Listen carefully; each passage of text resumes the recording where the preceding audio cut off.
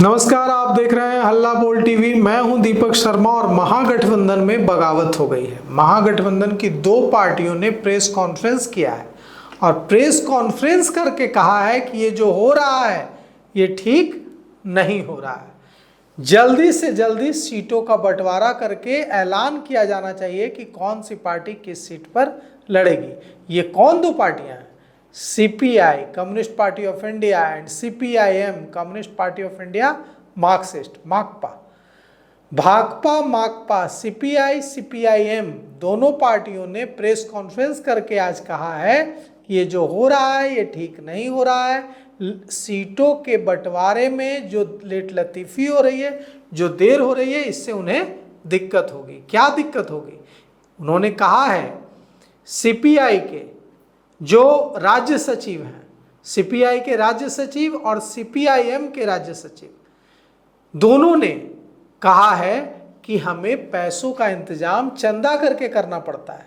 हम पूंजीपति वाली पार्टी नहीं है, हमारे पास खजाने में पैसा भरा हुआ नहीं है। हमें एक 10-10, 20-20, 100-100, 200-200 रुपये जमा करने पड़ते हैं और उसके बाद चुनाव लड़ते हैं हम। तो जल्दी सीटों का बंटवारा होगा तो हमारे लिए सहूलियत होगी। यहीं पर बात खत्म हो जाती तो लगता कि छोटी बात है, लेकिन सीपीआई ने 24 सीटों पर और सीपीआईएम ने 11 सीटों पर दावा ठोक दिया है। सीपीआई के जो राज्य सचिव हैं राम नरेश पांडे और सीपीआईएम के जो राज्य सचिव हैं ललन चौधरी, दोनों राम नरेश पांडे और ललन चौधरी दोनों ने आज कहा है कि लेट लतीफ़ी हो रही है, इससे दिक्कत हो रही है।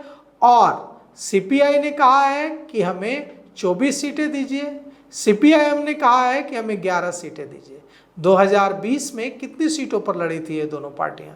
तो 2020 में CPI communist party of India Bihar में 6 सीटों पर चुनाव लड़ी थी और सीपीआईएम 4 सीटों पर चुनाव लड़ी थी। सीपीआई 2 सीटें जीती थी और सीपीआईएम भी 2 सीटें जीती थी। लेकिन दोनों ही पार्टियों ने कहा है कि हमारी सीटों की संख्या बढ़नी चाहिए, क्योंकि हमारा जो वोट बैंक है, हमारा जो कैडर वोट है, वो 243 विधानसभा क्षेत्रों में है। हम जब महागठबंधन के साथ होते हैं तो जो महागठबंधन की पार्टियां चुनाव लड़ती हैं उनको 243 विधानसभा क्षेत्रों में हमारे कैडर्स का वोट मिलता है और 243 विधानसभा क्षेत्रों में फ़ायदा मिलता है। तो इस आधार पर हमारी सीटों की संख्या बढ़नी चाहिए।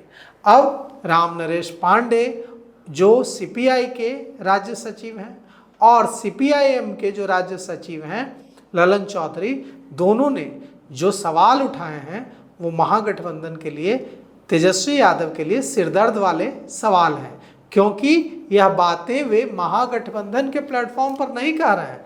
ये बातें वो प्रेस कॉन्फ्रेंस करके कह रहे हैं और यह भी बता रहे हैं कि हमने सीटों की सूची महागठबंधन के कोऑर्डिनेशन कमेटी के चेयरमैन तेजस्वी यादव को सौंप दी है। अब सवाल उठता है कि क्यों यह करना पड़ा सीपीआई सीपीआईएम को कि प्रेस कॉन्फ्रेंस करके महागठबंधन का जो नेतृत्व है उससे नाराजगी जतानी पड़ी। इसका मतलब यह है, यह कोई कब करता है? जब गठबंधन के प्लेटफॉर्म पर बात नहीं सुनी जाती, बात नहीं बनती।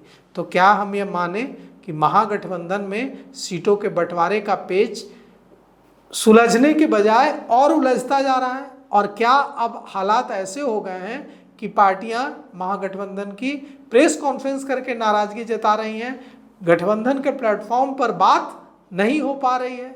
क्या यह इस बात का भी संकेत है कि लाल झंडा पार्टियां एक बार फिर अलग चुनाव लड़ने पर विचार कर रही हैं अगर उनकी सीटों की संख्या नहीं बढ़ाई गई?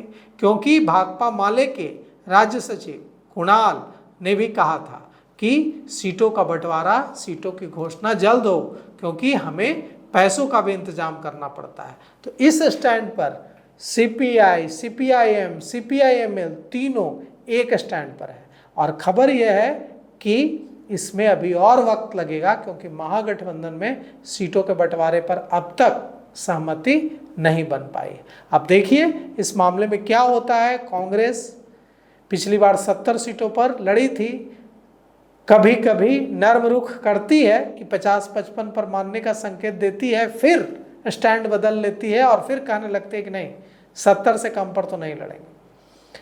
आरजेडी 144 सीटों पर लड़ा था पिछली बार 2020 में। यह संकेत दे रहा है कि बहुत हुआ तो 130 तक जाएंगे, बावजूद इसके बात बनेगी नहीं, क्योंकि मुकेश सहनी की मांग बड़ी है। वीआईपी पार्टी के सुप्रीमो मुकेश सहनी चाहते हैं, मांग तो उन्होंने 60 सीटों की और डिप्टी सीएम के ऐलान की थी कि डिप्टी सीएम के रूप में मेरा नाम घोषित किया जाए और 60 सीटें दी जाए, लेकिन उन्हें लगता है कि 25 से 30 सीटें तो मिलनी ही चाहिए और जो हालात हैं उसमें 15 से ज़्यादा सीटें उन्हें मिल नहीं पाएंगी। यह बात और है कि एनडीए में जो सीटों का बंटवारा हुआ है उसमें 6 सीटें किसी अज्ञात पार्टी के लिए छोड़ी गई है। यह अज्ञात पार्टी मुकेश सहनी की पार्टी हो सकती है। अब बात करते हैं CPI-ML माले की। माले 40 सीटों की डिमांड कर रहा है।